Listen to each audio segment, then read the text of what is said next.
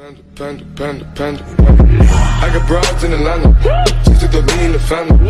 Credit cards and the scammers. Okay guys, so welcome back again to this channel. So today I'm going to give a very quick hack on how to render your videos.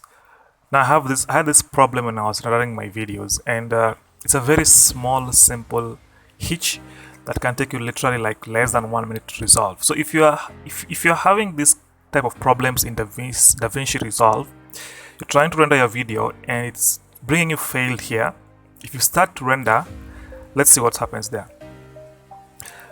So if you try to render that video, it gives you fails, then it gives you this message: render job 1 failed as current clips could not be processed. The fusion composition on the current frame or clip could not be processed successfully.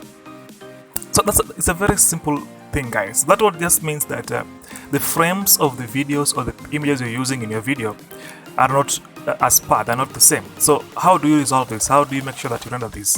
Very simple. Come to here, Davinci Resolve. So you're going to change some setting here. So come to Davinci Resolve here, then come to Preferences. You see here Preferences. Come to Preferences, and then now under Preferences, you want to come to this tab called Users. See Users. So UI Settings, Users. Then the last box here is checked, and the last box says Stop renders when a frame or clip cannot be processed. That's what it does. When Davinci sees that some frame cannot be processed, it stops the render. So you want to uncheck this box.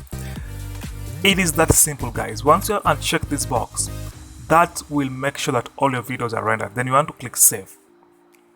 Now, of course, you might come here and do some settings the way you want, but more often these ones are always as good as they are. So it's just simple, guys. Once you do that, and then you just come and clear this out, the one you have, and then of course add another one to the render queue, replace that, and then when you click on Start Render, you realize now it will start to render.